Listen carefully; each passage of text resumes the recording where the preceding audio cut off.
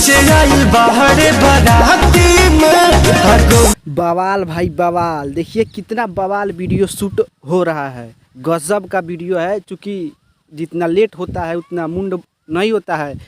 पवन सिंह बेटा मुंड बनने में टाइम लगता है। बिल्कुल देखिए किस तरह वीडियो शूट हो रहा है, एकदम वो फुलझड़ी मोटरसाइकिल में। हमें लगता है भोजपुरी में बहुत क्वालिटी का वीडियो है। और बता दें आप लोगों की वीडियो शूट हो रहा है, हो चुका है साटा का पैसा का।